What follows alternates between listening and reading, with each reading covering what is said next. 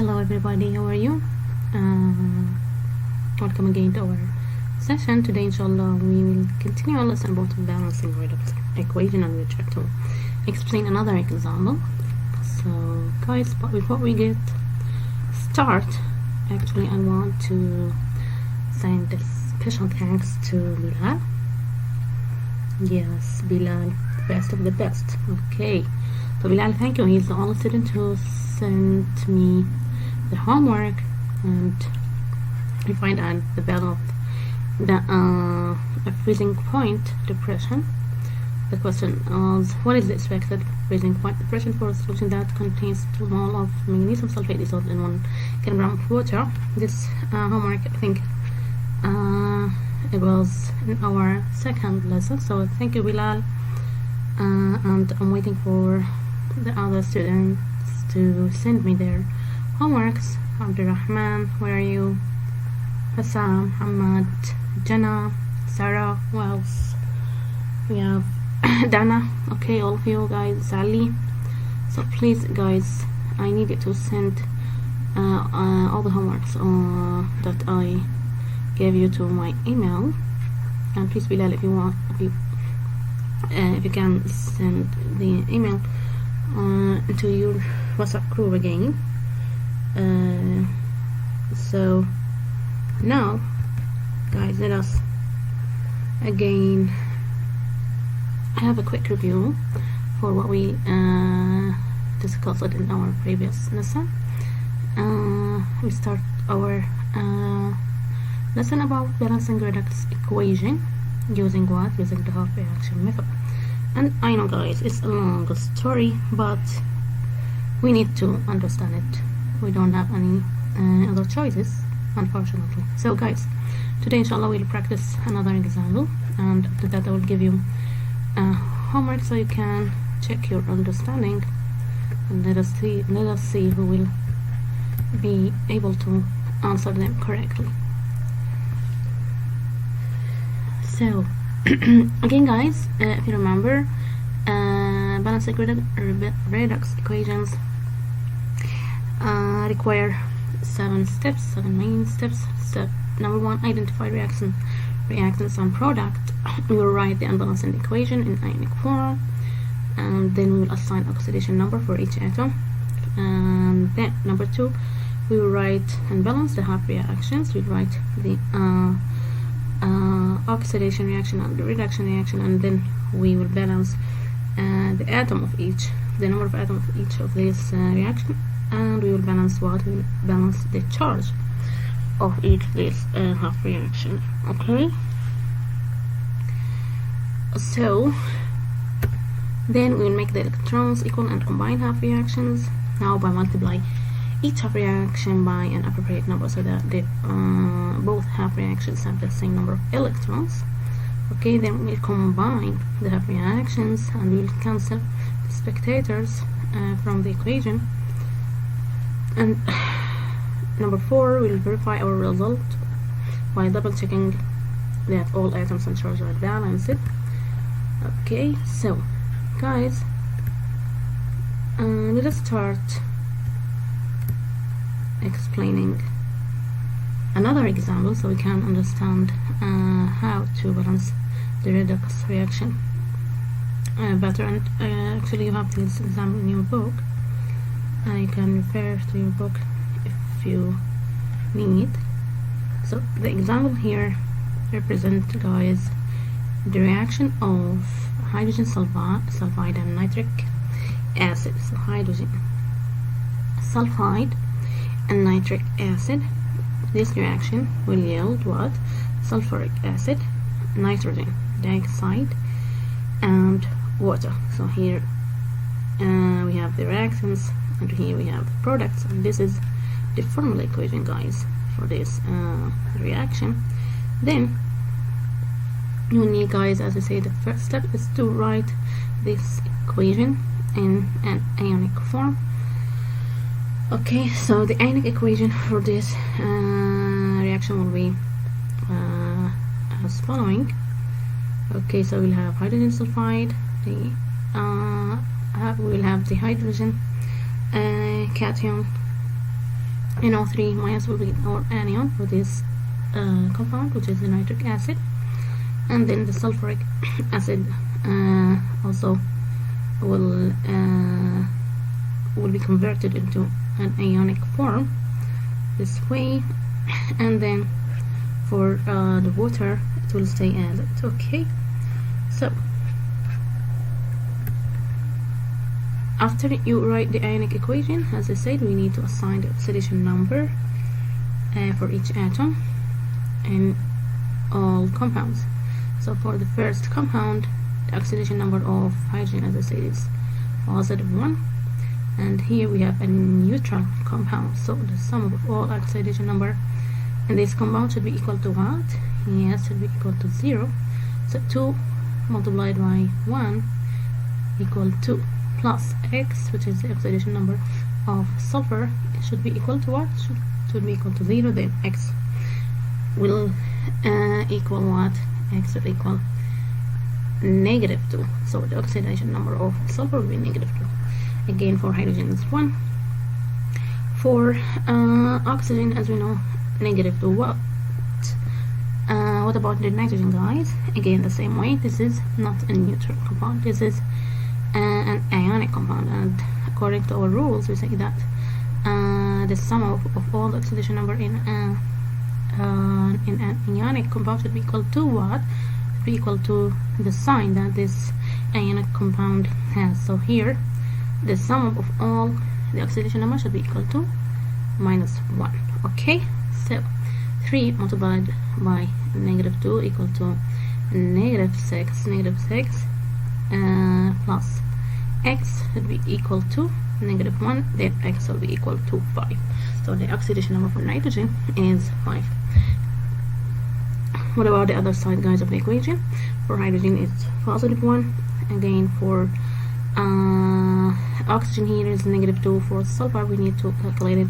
Again, guys, here we have what? Here we have an ionic compound, and the sum of all the oxidation number in this compound should be equal to what? Should be equal to -2. So 4 multiplied by -2 is -8. -8 plus X should be equal to -2. Then X will be equal to +6. Okay. So what about nitrogen here, guys? Here again, this is a neutral compound, guys. So the sum of all oxidation number here should be equal to 0. So 2 multiplied by -2 plus X will be equal to 0. Then X will be equal to what? +4. For hydrogen it's +1, 0, and for oxygen is -2. Okay, so I wish this step is so clear for you guys. Okay, so guys, then once we assigned the oxidation number for all the atoms here, what we say, guys, we need to what? We need to cancel the all the atoms that didn't undergo any change in their oxidation number. So we will only keep what? The atoms that changed their oxidation number. So here, for example, the equation will be as follows: hydrogen sulfide plus nitrate will be equal to what? Be equal, or it will yield what? Sulfate and NO2. Okay, so here, as you can see, hydrogen here, for sulfur, for example, let's see, for sulfur the oxidation number was -2 here, and then it increased into +6. What else, guys, we have for nitrogen, guys? The nitrogen, the oxidation number for nitrogen was +5, and then it changed into, decreased actually, into +4. Okay, so as we said, you will assign oxidation number for each atom, and then you will cancel all the atoms that didn't change their oxidation number, and you will keep only atoms or compounds that in which the atoms change their oxidation number. Okay, so now step number 3, write the half reaction for oxidation, and for step number 4, of course, we write the half reaction for reduction. So which atom undergo oxidation, which one undergo reduction? As we said, in oxidation the atom will increase, or will experience an increase in their oxidation number. So this is our half reaction for oxidation. Okay, so you write the half reaction for oxidation. Okay, and then you need to balance the atom, and you need to balance the charge of these reactions. So let us start with balancing the atoms. So you may remember that we said, guys, how to balance the oxygen in the half reaction. For example, here we have 4 oxygen atoms this side. On the other side we don't have any oxygen atoms. So to balance the oxygen in this half reaction, 4 water molecules must be added to the left side. So as we said, to balance the oxygen atom, we need to add what? We need to add water molecule, and the water molecule that will be added should be equal to the number of oxygen atom in these equations. So as we here have 4 oxygen atoms, we need to add 4 water molecule on the other side. Okay, and then what will happen, guys? After that we need to balance what? We need to balance the number of hydrogen atoms. Now we have here on this side 8 hydrogen atoms plus 2 atoms here, so we have 10 hydrogen atoms. So we need to balance the other side. Here we don't have any hydrogen atoms, so we need to add 10 hydrogen atoms at this side. Okay,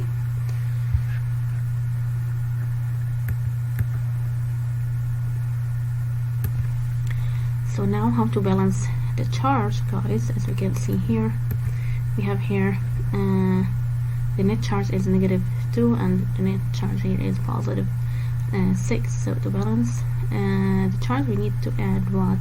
We need to add 5 or 8 electrons on this side. Okay, so guys, as we know, in the oxidation reaction, we always have the electrons on this side. So actually you can write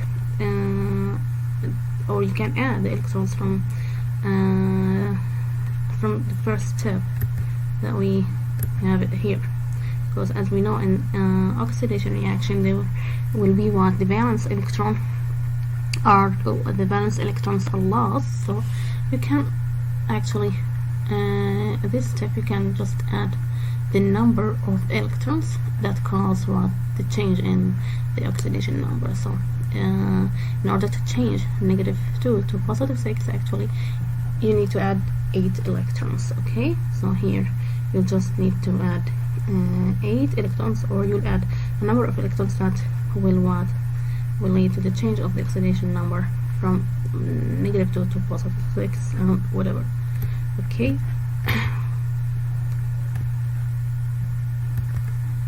so now we will write the half reaction for reduction, and again we will balance the atom and we balance the charge of this reaction. Here, this example, nitrogen is being reduced. Why? Because its oxidation number decreased from +5 to +4. Then we need to balance the atoms, this equation. So guys, here we have 3 oxygen atoms, and here we have 2 oxygen atoms. So we need to add 1 water molecule this side. After that, guys, we need to balance what? The hydrogen atoms. Since we have 2 atoms, we need to add 2 hydrogen atoms on the other side. This way we have what? We have our equation with the balanced atoms, and then we will balance the charge. Here we have +5, and on the other side the net charge is +4. So what shall we do to balance the charge, guys? Yes, exactly, we will add 1 electron on this side.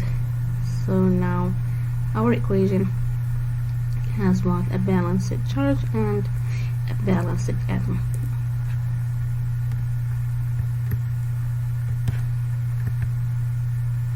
Now guys, step number 5 is very important.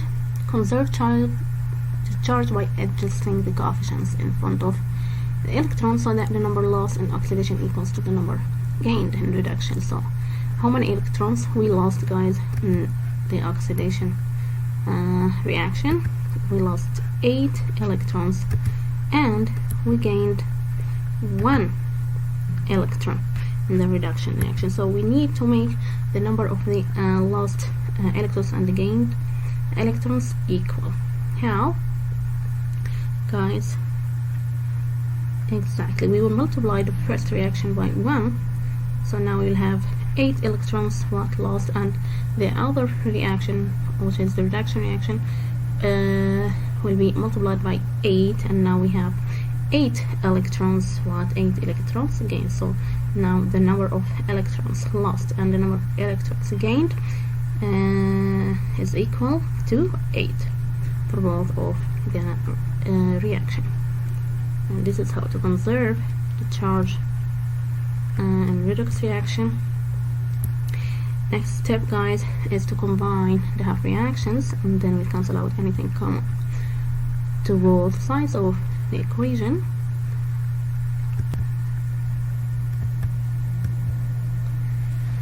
So the final step, combine ions to form the compound shown in the original formula equation, and then we check to ensure that all other ions balance. So guys, for example, for the NO3 minus ion, NO3 minus ion appeared as nitric acid, HNO3, in the original equation. So here we need to combine the NO3 minus with what? With the hydrogen atom, so we can get the HNO3 compound. Okay, so but guys, be careful that here we have 8 NO3 minus, but we only have 6 hydrogen atoms, so we need 2 more hydrogen atoms to pair with the NO3 minus. So that's why here we'll add what? We'll add 2 H2 plus. But if we add 2 hydrogen atom here, we need to add add 2 hydrogen atoms on the other side as well. Okay, so we can keep our equation balanced. Okay, so we'll add 2 hydrogen atoms here, and then we'll get 6 hydrogen atoms, and now they are ready to what? To pair with the NO3 minus to get our original compound, which is HNO3, or the nitric acid. Okay, and we will do the same for other compounds. So for H2S, it didn't dissociate, so there's no need to change it to any other form. What else, guys, do we have? So we have this formula at the end, and we'll get a nitric acid and what? Hydrogen sulfide reacting together to give us 8 NO2 and 4 H2O and 1 sulfuric what? Sulfuric acid. So we need, guys, here to what? To combine the SO4 with 2 hydrogen atoms. The 2 hydrogen atoms, if you remember that we added 2 hydrogen atom after we added to this side in order to make the nitric acid. So the 2 hydrogen atoms that we added here combined with what? With the SO4 -2 ion to make the H2SO4 compound, or the sulfuric acid. So in this way, guys, we'll have our what? Our original equation, and then we need to make a final check to ensure that all elements are correctly balanced. And then we have, for example, here we have 8 hydrogen atoms and 2 hydrogen atoms here, so we have 10 hydrogen atoms. The other side we should have 10 hydrogen atoms as well. So here we have 8 and here we have 2, so hydrogen atoms are balanced. And you do the same for the other what?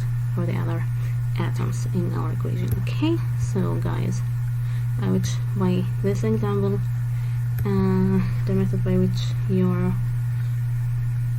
will balance the redox equation is clear enough for you, but still, guys, we need to practice more and more in order to master this lesson. Okay, so here I'll give you homework. You have 2 questions. If you do one, it will be enough for me, but if you have more time, you can do both of them. Okay, guys, so we have number 1 question. Number 2, you need to you need to write the balanced redox equation for this reaction. Okay, so guys, that's all for today. Thank you, and see you inshallah next week.